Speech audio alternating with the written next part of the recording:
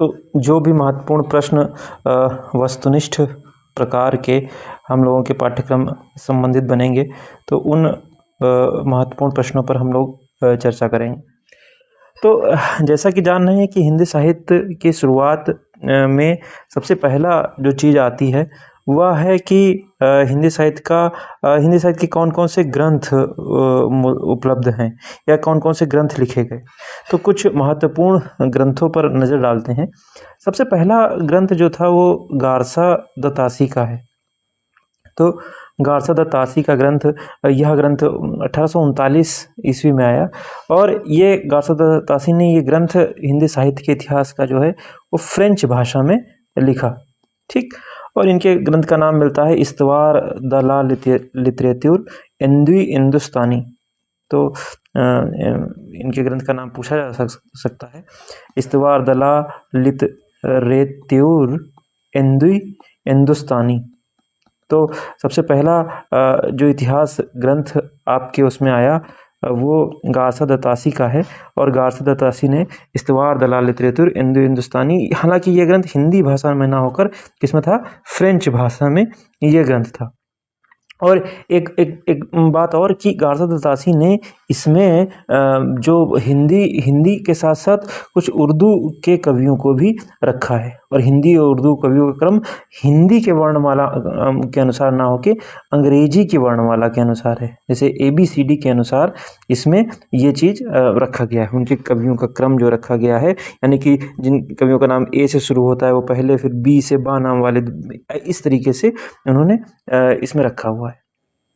और फिर जो दूसरा महत्वपूर्ण ग्रंथ मिलता है वो है 1883 में ग्रंथ आया शिव सिंह सेंगर का, शिव सिंह सरोज के नाम से, शिव सिंह सरोज एक ग्रंथ मिलता है। तो ये दूसरा महत्वपूर्ण ग्रंथ है। तो एक तो हमने देखा कि 1839 में मिला, दूसरा 1883 में एक महत्वपूर्ण ग्रंथ मिला। और फिर इसके बाद जो अगला महत्वपूर्ण ग्रंथ है वो 1888 में ग्रंथ निकला, वो था जॉर्ज एब्राहम ग्रियर्सन का the modern vernacular literature of Hindustan, या कहीं कहीं पे नॉर्दर्न हिंदुस्तान में बनता है the modern vernacular literature of Hindustan.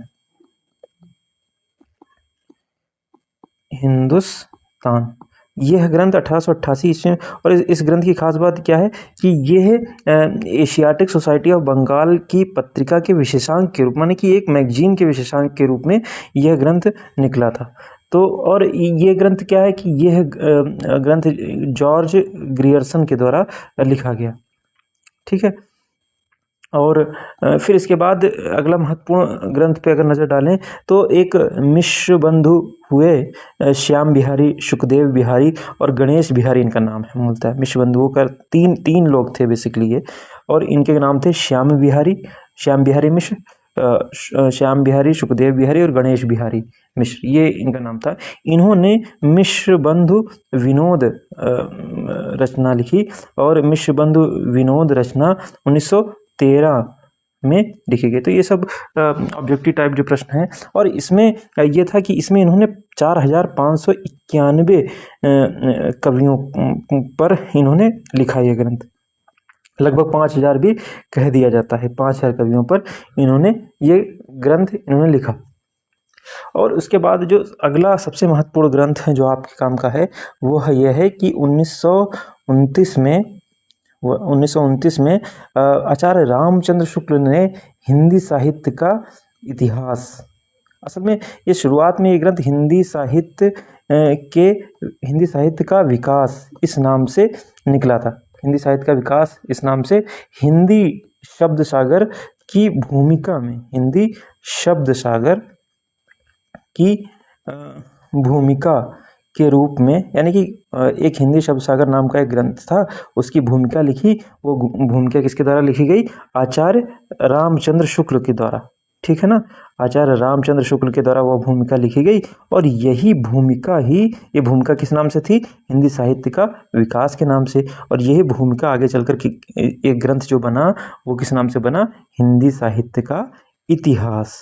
और यह ग्रंथ सर्वाधिक ग्रंथ प्रसिद्ध हुआ क्योंकि आचार्य रामचंद्र शुक्ल क्या कहते थे कि जबकि प्रत्येक देश का साहित्य वहाँ की जनता की चित्तवृत्ति का संचित प्रतिबिंब होता है, तब यह आवश्यक है कि जैसे जैसे लोगों की चित्तवृत्तियाँ बदलें, उनका सामाजिक सांस्कृतिक विकास हो, वैसे वैसे इतिहास बदलना चाहिए। तो कहते थे कि आदि से अंत तक इन्हीं चित्तवृत्तियों की परंपरा को परखते हुए और साहित्य के साथ हम उनका कैसे समन्वय दिखाएं, कैसे उनको जोड़ें, यही का। और सबसे बड़ी विशेषता जो उसमें हुई कि सबसे बड़ी विशेषता किसकी बच्चों, वो है काल निर्धारण की, यानी कि काल निर्धारित हो गया। सुविधा की दृष्टिकोण से कह लीजिए या प्रवृत्तिगत दृष्टिकोण से कह लीजिए कि काल निर्धारण की समस्या दूर होगी। तो आचार्य रामचंद्र शुक्ल ने 4 भागों में उस काल को विभाजित कर दिया। एक था वीर गाथा काल, ठीक है ना, वीर गाथा काल। दूसरा का नाम उन्होंने रखा भक्ति काल, या इसको कहा जाता है पूर्व मध्य काल। तो भक्ति काल या पूर्व मध्य काल कह लीजिए। फिर है रीति काल, ठीक, और सबसे अंत में क्या है, आधुनिक काल। तो ये भी पूछा जा सकता है कि किस तरीके से उन्होंने किया। तो अब इसका समय भी याद रखिए। उन्होंने लिखा 1050 विक्रमी संवत से 1375 विक्रमी संवत। तो 1050 विक्रमी संवत से 1375 विक्रमी संवत। फिर ये 1375 से 1700 विक्रमी संवत, ठीक है ना, और 1700 से फिर 1900 रीतिकाल, और 1900 से अद्यतन, या 1900 से कह लीजिए कि जब तक आचार्य शुक्ल जीवित रहे तब तक ये विक्रमी संवत। अच्छा, एक चीज़ और, कभी कभी जैसे वीरगाथा काल है ना, इस वीरगाथा काल को ईस्वी में पूछ लिया जाता है। तो बच्चों ईस्वी और विक्रमी संवत में 57 वर्षों का फर्क है। तो जैसे मतलब जो विक्रमी संवत होगा वो 57 वर्ष आगे रहता है। तो 993 ईस्वी कह लीजिए चाहे, और चाहे कह लीजिए 1050 विक्रमी संवत। तो वीर गाथा काल का समय पूछा जाए, ईस्वी में पूछा जाए तो 993 पे याद रखिए, और विक्रमी संवत में पूछा जाए तो 1050 विक्रमी संवत याद रखिए। तो सबसे बढ़िया बात जो आचार्य रामचंद्र शुक्ल के उसमें हुई वो क्या है, उन्होंने काल विभाजन कर दिया। वीर गाथा काल 1050 से 1375, भक्ति काल 1375 से 1700, रीति काल 1700 से 1900, और आधुनिक काल 1900 से अब तक, ठीक। और अब इसके बाद देखिए कि ऐसा नहीं कि इसके बाद भी कई सारे इतिहास ग्रंथ लिखे गए। उसमें जो अगले महत्वपूर्ण विद्वान हैं वो आचार्य हजारी प्रसाद द्विवेदी जी हैं, ठीक है ना, आचार्य हजारी प्रसाद द्विवेदी। अब इनके इतिहास ग्रंथों के नाम आप याद रखिए। एक है कि हिंदी साहित्य की भूमिका, ठीक है ना, ग्रंथ का नाम है हिंदी साहित्य की भूमिका। फिर दूसरा ग्रंथ है हिंदी साहित्य का आदिकाल। तो पहले ग्रंथ का नाम है हिंदी साहित्य की भूमिका, दूसरे ग्रंथ का नाम है हिंदी साहित्य की आदिकाल, और तीसरे ग्रंथ का नाम है हिंदी साहित्य का उद्भव और विकास। हिंदी साहित्य का उद्भव और विकास। तो ये 3 प्रमुख ग्रंथ इनके माने गए, हिंदी साहित्य की भूमिका, हिंदी साहित्य का आदिकाल, हिंदी साहित्य का उद्भव और विकास के नाम से। फिर उसके बाद डॉक्टर राम कुमार वर्मा एक हैं। तो डॉक्टर राम कुमार वर्मा का भी एक प्रसिद्ध इतिहास ग्रंथ है, वो है हिंदी साहित्य का आलोचनात्मक इतिहास। ग्रंथ का नाम है हिंदी साहित्य का आलोचनात्मक इतिहास, ठीक है ना, और ये ग्रंथ लिखा गया 1938 में, ठीक है ना। और इस ग्रंथ की अगर समय सीमा की बात करें तो रामकुमार वर्मा जी ने 693 से 1693 ईस्वी तक के ही कवियों को लिया है इसमें, ठीक है ना। और फिर और कई सारे महत्वपूर्ण ग्रंथ हैं, जिसमें 2-3 महत्वपूर्ण ग्रंथों का नाम आपको याद रखना है। एक डॉक्टर राम स्वरूप चतुर्वेदी जी का, ठीक है, लेखक का नाम है राम स्वरूप चतुर्वेदी, ठीक। इन्होंने लिखा हिंदी साहित्य और संवेदना का विकास। हिंदी साहित्य और संवेदना का विकास। तो ये ग्रंथ इन्होंने लिखा, हिंदी साहित्य और संवेदना का विकास, राम स्वरूप चतुर्वेदी जी का है। एक ये ग्रंथ आपको याद रखना है। फिर एक और ग्रंथ आपको याद रखना है, वो है डॉक्टर बच्चन सिंह का, ठीक है ना, डॉक्टर बच्चन, अमिताभ बच्चन नहीं, बच्चन सिंह, ये दूसरे हैं। इन्होंने लिखा हिंदी साहित्य का दूसरा इतिहास, हिंदी साहित्य का दूसरा इतिहास, ठीक। फिर एक है हिंदी साहित्य का आधा इतिहास, एक इतिहास ग्रंथ है वो हिंदी साहित्य का आधा इतिहास, ये लिखा है सुमन राजे, ये एक स्त्री लेखिका है, उन्होंने लिखा है सुमन राजे नाम है इनका। और एक है हिंदी साहित्य का मौखिक इतिहास, हिंदी साहित्य का मौखिक इतिहास, इसके लेखक हैं नीलाभ अश्क, नीलाभ अश्क। तो ये कुछ प्रमुख महत्वपूर्ण ग्रंथ थे जिसके बारे में आपको जानना चाहिए, जो वस्तुनिष्ठ रूप से आपसे पूछे जा सकते थे। एक अब सीधे सीधे आ जाइए, जैसे आदिकाल, जो अब अपने पाठ्यक्रम पर आ जाइए। आदिकाल सबसे पहले है, तो आदिकाल जैसा मैंने बताया कि आदिकाल की सबसे पहली बात याद रखनी है वो समय सीमा क्या है। तो समय सीमा 993 से, हम 993 से कह लें 1318 तक, या कह लें कि ईस्वी कह लें, इसको ईस्वी याद रखिएगा, और या कह लें 1050 से क्या कह लें 1375 विक्रमी संवत तक, ठीक है ना। तो सबसे पहला काम जो हमको याद रखना है वो आदिकाल की समय सीमा क्या है, ठीक। लेकिन आदिकाल को आचार्य रामचंद्र शुक्ल ने आदिकाल नहीं कहा, आदिकाल को आचार्य रामचंद्र शुक्ल ने क्या कहा, वीर गाथा काल, ठीक है ना। तो तुरंत मन में प्रश्न उठना चाहिए कि आदिकाल किसने कहा भाई, तो आदिकाल किसने कहा, आचार्य हजारी प्रसाद द्विवेदी जी ने। तो आचार्य हजारी प्रसाद द्विवेदी जी ने आदिकाल को आदिकाल कहा, और आचार्य रामचंद्र शुक्ल ने आदिकाल को वीर गाथा काल कहा। एक बात और बता दूं कि आचार्य रामचंद्र शुक्ल जी ने इसको कुल 12 ग्रंथों के आधार पर, 12 ग्रंथ, क्योंकि आचार्य रामचंद्र शुक्ल क्या कह रहे हैं कि प्रत्येक देश का साहित्य वहाँ की जनता की चित्त वृत्ति का संचित प्रतिबिंब होता है, यानी कि उस काल के लोगों की जैसी प्रवृत्ति होगी, जैसा झुकाव होगा, तो उस झुकाव पर हम रचना करेंगे, ठीक। उस झुकाव के आधार पर हम उस काल का नाम रखेंगे। जैसे भक्ति काल में लोग भक्ति विषयक रचनाएं ज़्यादा कर रहे थे तो नाम भक्ति काल रख दिया, है ना। ऐसे रीति काल का नाम, उसके पीछे नामकरण का अगला वो है। तो ये आचार्य रामचंद्र शुक्ल के हिसाब से, और ये आचार्य हजारी प्रसाद द्विवेदी के हिसाब से, ये बात याद रखनी है। फिर आदिकाल को कई और नामों से भी जाना गया, ठीक है ना। वो नाम क्या क्या हैं, जैसे जॉर्ज ग्रियर्सन, जिनके ग्रंथ का नाम क्या था, जिनके ग्रंथ का नाम था the modern vernacular literature of Hindustan, 1888 में एशियाटिक सोसाइटी, अभी पीछे हम लोगों ने देखा पत्रिका के विशेषांक के रूप में, उन्होंने इसको चारण काल कहा, ठीक है ना, उन्होंने इसको चारण काल कहा। और इसकी समय सीमा बताई 769 ईस्वी से 1400 ईस्वी तक, 769 ईस्वी से, यानी कि सबसे लंबा समय इन्होंने बताया जो आदिकाल को। एक डॉक्टर रामकुमार वर्मा का भी हम लोगों ने नाम देखा, जिन्होंने हिंदी साहित्य का क्या लिखा था, आलोचनात्मक इतिहास, ठीक है ना। तो डॉक्टर रामकुमार वर्मा ने इसको क्या कहा, इसको कहा संधि काल और चारण काल, संधि काल एवं चारण काल। तो केवल चारण काल किसने कहा, ग्रियर्सन जी ने, और रामकुमार वर्मा ने क्या कहा, संधि काल एवं चारण काल, ठीक है ना। संधि किस लिए, क्योंकि ये दो युगों के बीच की एक, कह लीजिए, एक जुड़ाव है, ठीक। एक राहुल सांकृत्यायन हुए हैं, महापंडित राहुल सांकृत्यायन जी, तो उन्होंने इसको सिद्ध सामंत युग कहा, सिद्ध सामंत युग का। और एक बात और याद रखिए, हिंदी के पहले कवि राहुल सांकृत्यायन के हिसाब से सरहपा हैं, सरहपा, ठीक है ना। ये सिद्ध कवि हैं, सिद्ध, भाई आदिकाल में हम पढ़ते हैं ना सिद्धों को, जैनों को, इन लोगों को पढ़ते हैं। तो राहुल सांकृत्यायन के हिसाब से कौन है, सरहपा हिंदी के पहले कवि हैं। तो इतने लोगों ने कहा। फिर मिश्र बंधुओं ने, मिश्र बंधु, इनका मिश्र बंधु विनोद है, तो मिश्र बंधुओं ने इसको क्या कहा, मिश्र बंधुओं ने इसको प्रारंभिक काल कहा, प्रारंभिक काल, ठीक। महावीर प्रसाद द्विवेदी, जिनके नाम पर महावीर प्रसाद द्विवेदी, जिनके नाम पर क्या है, द्विवेदी युग है, 1903 से 1918 तक ईस्वी तक, है ना, उसको इन्होंने बीज वपन काल कहा। यानी कि जिस प्रकार किसी बीज को हम मिट्टी में रोपते हैं और पौधा बाद में उगता है, तो हिंदी साहित्य रूपी जो वृक्ष है उसका जो बीज है वो आदिकाल है, तो बीज वपन काल का। और आचार्य रामचंद्र शुक्ल उसको वीर गाथा काल कहते ही है। अब हिंदी के पहले कवि, तो मैंने बताया कि हिंदी के पहले कवि पर एक चर्चा हो जाए, हिंदी का पहला कवि कौन है।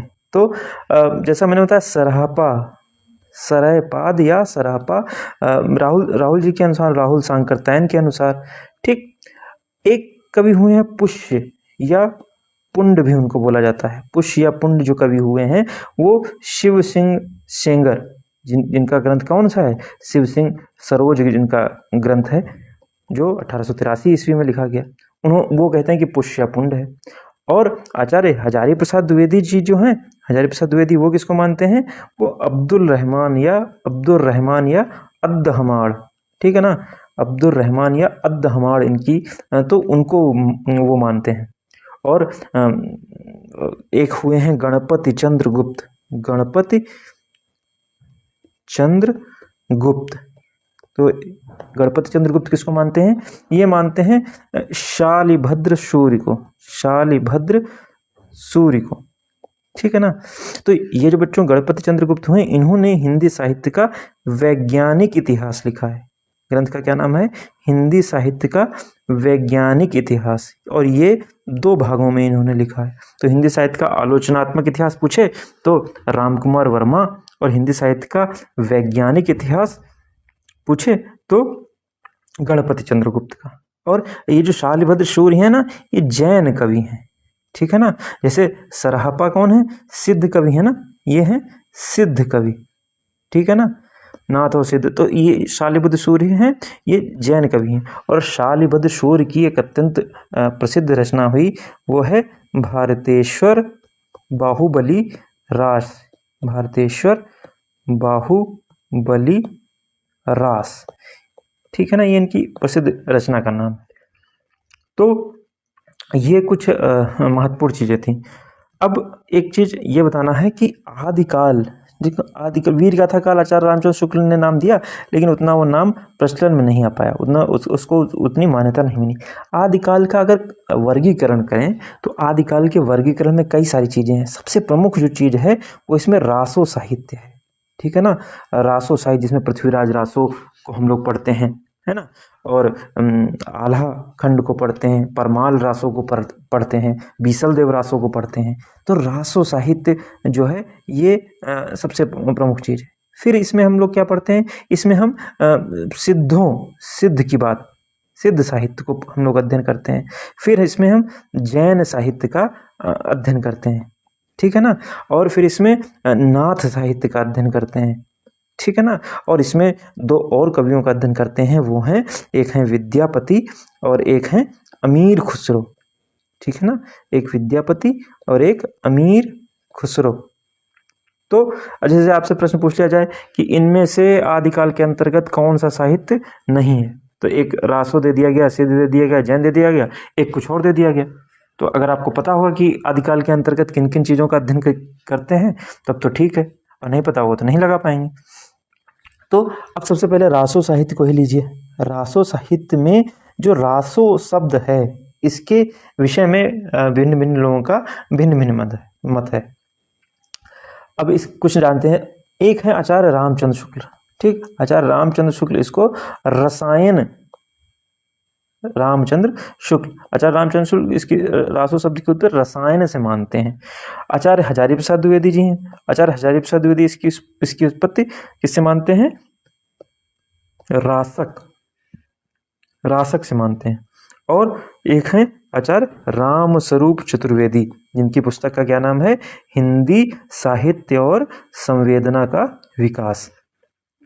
तो रासो शब्द की उत्पत्ति भिन्न भिन्न और इसके अलावा भी कई सारे मत हैं, है ना।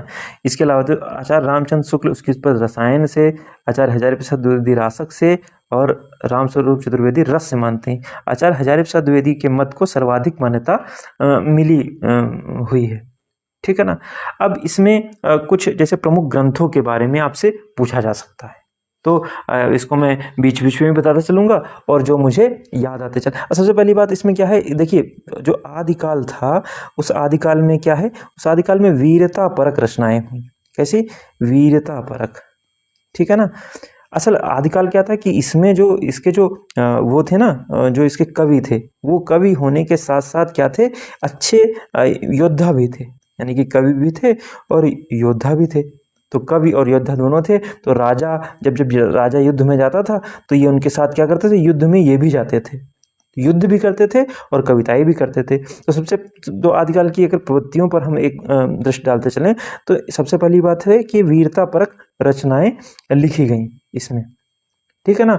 और ये कवि कैसे थे, चूंकि राजा के यहाँ रहते थे तो कवि इन मतलब ये इनका कोई ना कोई आश्रयदाता राजा होता था, और जब जिसके यहाँ भैया रहेंगे तो उसकी प्रशंसा भी करेंगे, और प्रशंसा करेंगे तो खूब बढ़ चढ़ के प्रशंसा करेंगे। तो बढ़ चढ़ के प्रशंसा करने में कभी कभी क्या है, कल्पना का अतिरेक हो गया है, यानी कि कल्पना ज़्यादा मात्रा में हो गई, ठीक है ना। तो एक चीज़ ये, अब इसमें कुछ जैसे कि महत्वपूर्ण ग्रंथ, सबसे पहला जो महत्वपूर्ण ग्रंथ है वो क्या है, पृथ्वीराज रासो। पृथ्वीराज रासो ये किसका है, ये किसने लिखा, इसको लिखा है चंद बरदाई ने, ठीक है ना। चंद्र बरदाई नहीं, चंद्र बरदाई भी नहीं, चंद बरदाई। और आचार्य रामचंद्र शुक्ल ने कहा कि पृथ्वीराज रासो हिंदी का पहला क्या है, महाकाव्य, हिंदी का। तो एक प्रश्न बन सकता है कि हिंदी का पहला महाकाव्य क्या है, पृथ्वीराज रासो। और आचार्य रामचंद्र शुक्ल ने एक और बात कही, वो क्या है कि हिंदी के पहले महाकवि कौन है, वो है चंद बरदाई। तो हिंदी का पहला महाकाव्य पृथ्वीराज रासो और हिंदी के पहले महाकवि चंद बरदाई, ठीक। फिर दूसरा है, एक है हम्मीर रासो, एक ग्रंथ और है जिसका नाम है हम्मीर रासो। ये ग्रंथ लिखा है शारंगधर ने, ठीक है ना, शारंगधर ने। तो हम्मीर रासो के रचयिता क्या पूछ सकता है, शारंगधर। पृथ्वीराज रासो लिखा है चंद बरदाई ने। और एक और रासो ग्रंथ मिलता है, वो है दलपति विजय का। दलपति विजय, लेखक का नाम है दलपति विजय। इन्होंने रचना की खुमाण रासो की, खुमान रासो कह दिया जाता है या खुमाण रासो, ठीक है ना। और यह है कि यही, और एक बीसल देव रासो। हालांकि ये तीनों जो ऊपर वाले ग्रंथ हैं ये वीरता परक ग्रंथ हैं, और जो बीसल देव रासो है ना, बीसल देव रासो ये श्रृंगारिक ग्रंथ है। और जो है नरपति नाल इसके लेखक हैं, नरपति नाल इसके लेखक हैं, और ये श्रृंगारिक ग्रंथ है, ठीक है ना, श्रृंगारिक ग्रंथ। फिर एक और प्रमुख ग्रंथ मिलता है, वो है संदेश राशक। तो संदेश राशक, ये संदेश राशक ग्रंथ किसका है, अब्दुल रहमान या अद्दहमाण का। और अब्दुल रहमान या अद्दहमाण से आपको क्या चीज़ याद आनी चाहिए, ये याद आना चाहिए कि इनको हिंदी के पहले कवि किन्होंने माना है, आचार्य हजारी प्रसाद द्विवेदी से, आचार्य हजारी प्रसाद द्विवेदी जी ने। और क्या याद आना चाहिए कि आचार्य हजारी प्रसाद द्विवेदी जो हैं उन्होंने कौन कौन से ग्रंथ लिखे, हिंदी साहित्य की भूमिका, हिंदी साहित्य का आदिकाल, हिंदी साहित्य का उद्भव और विकास। और क्या याद आना चाहिए कि हिंदी साहित्य के प्रारंभिक काल को, शुरुआती काल को आदिकाल किसने कहा, आचार्य हजारी प्रसाद द्विवेदी जी ने। तो ये सारी चीज़ें हैं, ठीक। और जो रासो साहित्य था, उस रासो साहित्य में वीरतापूर्ण रचनाएं भी मिलती हैं और श्रृंगारिक रचनाएं भी मिलती हैं। एक चीज़ तो ये आपको याद रखनी है। और क्या याद रखना है, और दूसरी चीज़ ये है कि जो जैन साहित्य है, या कह लीजिए जो सिद्ध साहित्य है, या कह लीजिए जो नाथ साहित्य है, इनमें कैसी रचनाएं मिलेंगी, ये धार्मिक रचनाएं इनमें मिलेंगी। धर्म की बातें, अपने धर्म का प्रचार प्रसार करते हैं। तो जो कुछ प्रमुख जैन रचनाओं में, जैसे कि एक तो मैंने बताया शालिभद्र सूर्य का। शालिभद्र सूर्य भाई कौन है, आप जान तुरंत याद आना चाहिए कि गणपति चंद्रगुप्त ने इनको क्या माना था, हिंदी साहित्य का पहला कवि। और इनकी रचना क्या मैंने बताई थी, भरतेश्वर बाहुबली रास, भरतेश्वर बाहुबली रास। और एक और है जिनदत्त सूर्य, इनका है उपदेश रसायन रास, उपदेश रसायन रास। तो शालिभद्र सूर्य का भारतेश्वर बाहुबली रास और जिनदत्त सूर्य का उपदेश रसायन रास। तो ये सारी चीजें हैं। एक चीज और, दो जो आदिकाल की जो रचना है ना, आदिकाल का जो साहित्य है उसकी जैसे मैंने प्रवृत्तियां बताई कि भाई उसमें एक तो आश्रयदाता राजा रहते थे, आश्रयदाता राजा के यहाँ कवि रहते थे। जो आश्रयदाता रहेंगे तो उनकी वही तारीफ भी करनी पड़ेगी, तारीफ करेंगे तो बढ़ा चढ़ा कर करेंगे तो कल्पना का मिश्रण ज़्यादा हो जाता था। फिर तीसरा मैंने बताया कि उसमें वीरता और श्रृंगार, वीरता की भावना करेगी। और चूंकि एक राजा थोड़ा सा वैसे पंक्ति मिलती है कि पृथ्वीराज रासो की कि जाकी कन्या सुंदर देखी तापर जाई धरी तलवार, जिस किसी की कन्या सुंदर देखी उस पर तलवार जाके, तो कई सारे विवाह भी करते थे। तो वीरतापूर्ण रचना के साथ साथ श्रृंगारी रचनाएं भी मिलेंगी आपको। फिर एक यह है कि युद्धों का जीवंत वर्णन, है ना, युद्धों का जीवंत वर्णन मिलता है। तो एक और प्रश्न याद आ रहा है कि जब पृथ्वीराज रासो के कवि चंद जो हैं, चंद बरदाई जब चले गए तो वहाँ पर क्या मिलती थी, 4 हाथ 24 के अंगुल अष्ट प्रमाण ता ऊपर सुल्तान है मत चूको चौहान, ये पंक्ति मिलती है। तो प्रश्न ये याद आया कि पुस्तक चंद बरदाई ने उसको पृथ्वीराज रासो को पूरा नहीं किया था। तो क्या पूरा किसने किया था, जल्हड़ ने पूरा किया था। जल्हड़ ने जा आधा ला हड़, जल्हड़ ने उसको पूरा किया था। तो पंक्ति मिलती है कि पुस्तक जल्हड़ हथ दे चली गज्जन नृपकाज, यानी कि नृपकाज यानी कि राजा के कार्य के लिए गज्जन या गजनी चले गए। कौन, चंद बरदाई। पुस्तक किसको दे दिया, जल्हड़ को। तो एक यहाँ से मिला। और पांचवी है कि उसमें जो चीज़ें मिलती हैं वो लोक मंगल की चीज़ें नहीं मिलेंगी, लोक कल्याणकारी चीज़ें इसमें नहीं मिलती हैं आदिकाल की। क्योंकि लोक की चीज़ें क्यों मिलेंगी भाई, एक कवि है, कवि राजा की बड़ाई कर रहा है, बढ़ा चढ़ा कर लिख रहा है। तो ये चीज़ें, अब इसमें से एक चीज़ ये निकल कर आती है कि भाषा कैसी थी, है ना। भाषा के बारे में दो चीज़ें मिलती हैं। एक तो जो रस यानी कि जो वीरता कह लीजिए कि जो वीर रस प्रधान चीज़ें थी वो डिंगल में, इसे डमरू से याद रखिए, डिंगल, वीर डिंगल। और जो श्रृंगार प्रग रचनाएं हैं वो पिंगल। असल में ये भाषा ना होकर इनको अगर शैली कहें तो शैली ज़्यादा उपयुक्त। और हम ऐसे कह सकते हैं, ऐसे डिंगल में पिंगल में जो है वो ब्रज का सम्मिश्रण, ब्रज भाषा का सम्मिश्रण ज़्यादा था, और डिंगल में राजस्थानी भाषा का सम्मिश्रण ज़्यादा था। तो एक चीज़ और आपको वो पता चली कि डिंगल और पिंगल दो भाषाओं की शैलियों का प्रयोग उसमें हुआ। ठीक, और क्या है, जैसे एक प्रवृत्ति और है कि कथानक रूढ़ियों का कुछ निर्वाह इसमें किया गया। कथानक रूढ़ियों का निर्वाह आप मलिक मोहम्मद जायसी के उसमें भी देखेंगे। जैसे कि मान लो किसी कोई जो नायक है, उस नायिका ने रात में स्वप्न देखा उस नायिका के बारे में, या किसी पक्षी से, किसी जानवर से उस नायिका का वो सुना, तो स्वप्न दर्शन, गुण श्रवण, सुख की संवाद, ये सब क्या है, कथानक रूढ़ियाँ कही जाती हैं। और एक है कि छंदों का वैविध्य बहुत ज़्यादा मिलता है। और छंदों का वैविध्य, इतना ज़्यादा वैविध्य यानी कि विविधता, है ना। जैसे किसी मॉल में घुस के वहाँ कपड़ों के कई सारे ब्रांड के कपड़े लगे हुए हैं, तो क्या है कि वैविध्य है वहाँ कपड़ों का, छंदों का वैविध्य पाया जाता है। और पृथ्वीराज रासो में छंदों का वैविध्य इतना ज़्यादा मिला कि पृथ्वीराज रासो को कहा गया कि यह रचना है छंदों का अजायब घर है, छंदों का अजायब घर। ठीक है, भूल भुलैया है भाई छंदों की, इतने ज़्यादा छंद उसमें। और माना जाता है कि लगभग 68 प्रकार के छंदों का प्रयोग चंद बरदाई ने किसमें किया, पृथ्वीराज रासो में किया। ठीक है ना। और पृथ्वीराज रासो में अगर समय पूछे, देखिए महाकाव्य जो भी होते हैं ना, उन महाकाव्य की एक टेक्निक होती है लिखने की, एक तरीका होता है लिखने का। ठीक, और वो तरीका क्या है कि उसमें भाई शुरुआत में मंगलाचरण होगा, सज्जन प्रशंसा होगी, खल निंदा होगी, और कई सारे छंदों का प्रयोग किया जाएगा, कई सारे रसों का प्रयोग किया जाएगा, और 7 या अधिक सर्ग होंगे। 7 या अधिक क्या होंगे, सर्ग होंगे, 7 या अधिक सर्ग। ठीक है ना। तो अब इसको कहीं कहीं सर्ग भी कह दिया जाता है, कहीं कहीं समय भी कह दिया जाता है, कहीं कहीं कांड भी कह दिया जाता है, कहीं कहीं प्रकाश भी कह दिया जाता है। तो पृथ्वीराज रासों में कितने समय हैं, 69 समय है। ठीक है ना।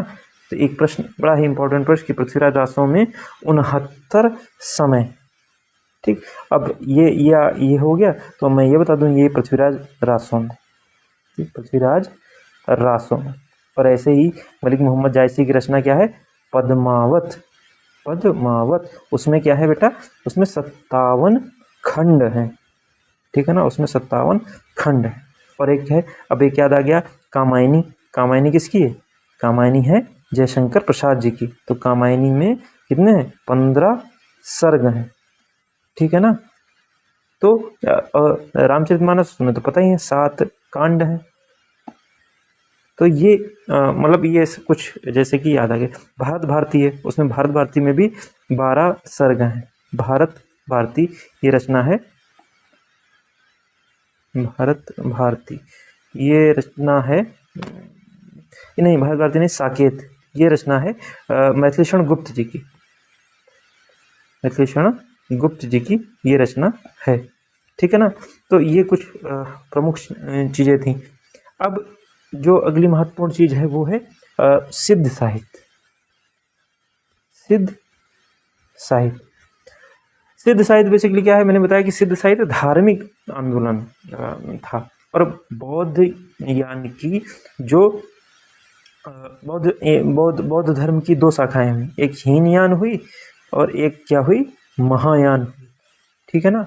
तो महायान शाखा में जब तंत्र मंत्र जादू टोना ये सब चीज़ें ज़्यादा बढ़ गई, तो उसमें से भी एक धड़ अलग हो गया, उसमें से भी एक शाखा हो गई। तो जो ये शाखा जिसमें ये चीज़ ज़्यादा होने लगी वो कहलाए वाम मार्गी, वे लोग कहलाए वाम मार्गी, वे लोग कहलाए।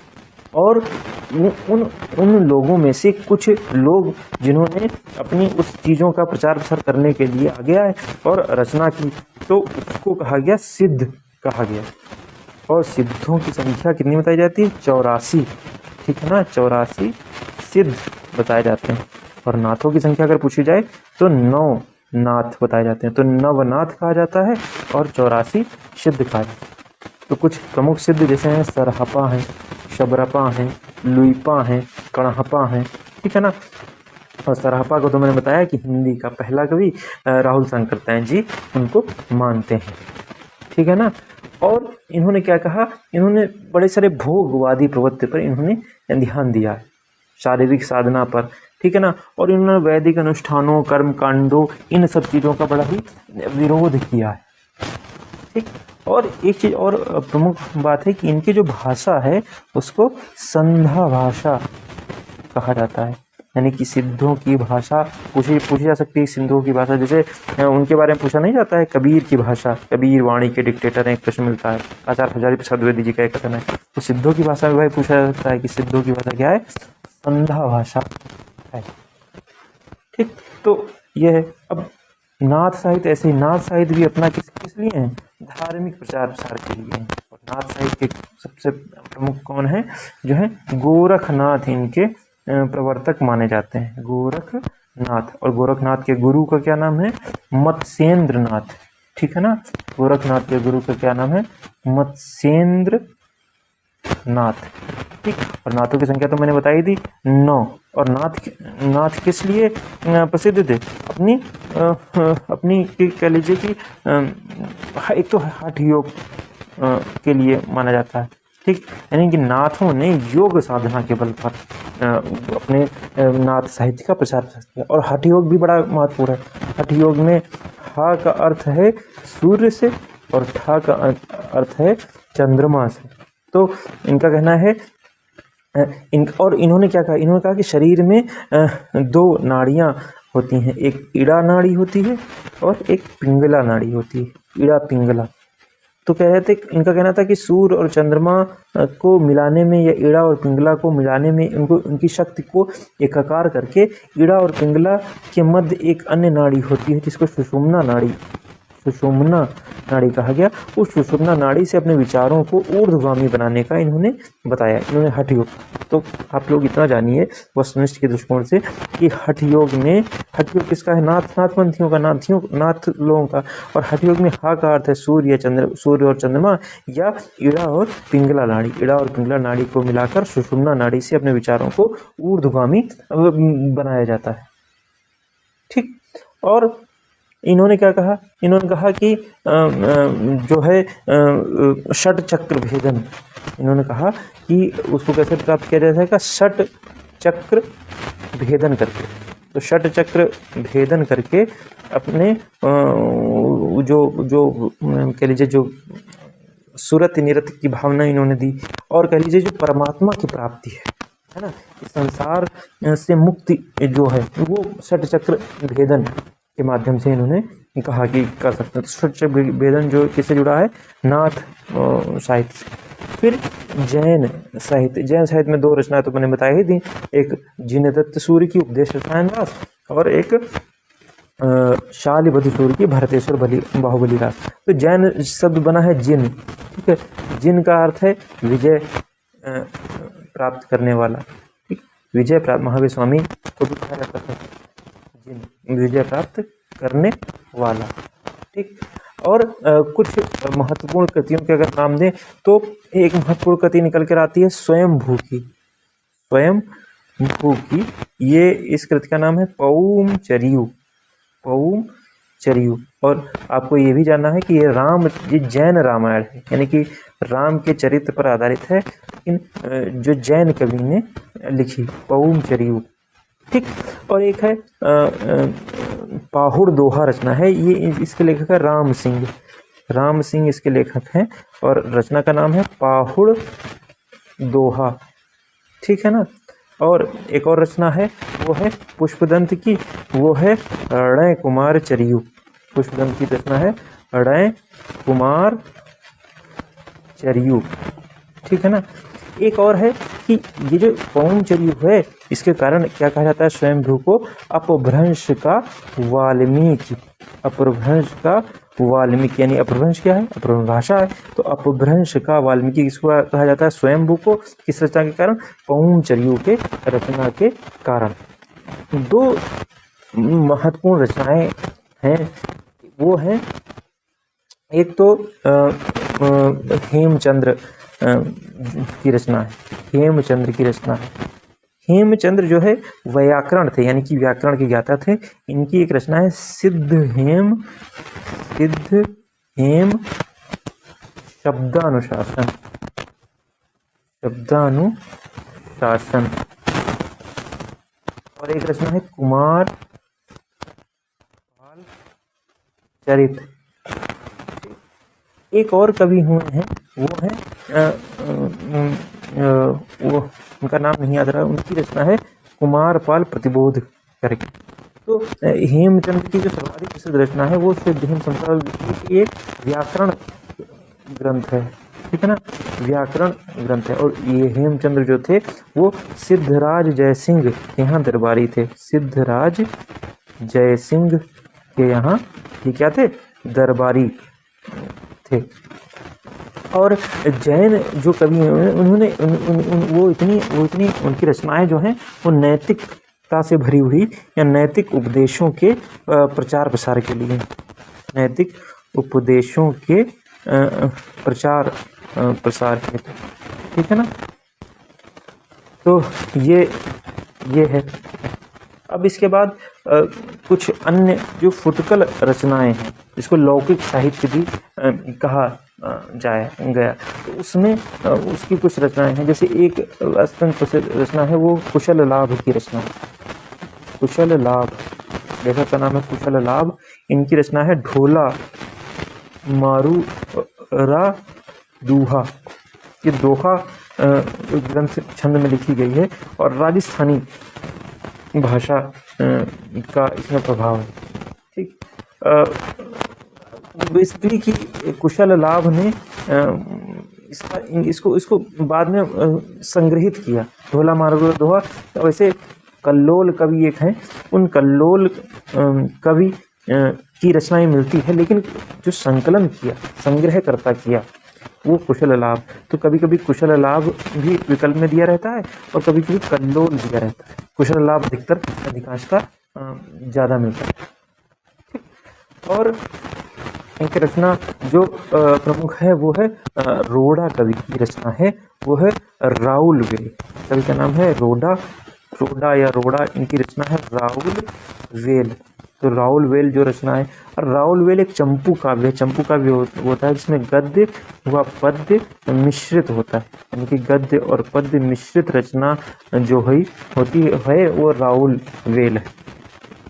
और दो और रचनाएं प्रसिद्ध हैं, एक है दामोदर दामोदर शर्मा का उक्ति व्यक्ति प्रकरण, ये भी एक व्याकरण ग्रंथ है। जैसे सिद्धहेम शब्दानुशासन भी क्या है, एक व्याकरण ग्रंथ है। वैसे प्रकरण दामोदर शर्मा का ये भी एक व्याकरण ग्रंथ है। और एक और रचनाकार है ज्योतिरीश्वर ठाकुर, इनकी रचना का नाम है वर्ण रत्नाकर। और ये रचना, ये जो है मैथिल भाषा के कवि हैं, ठीक है ना।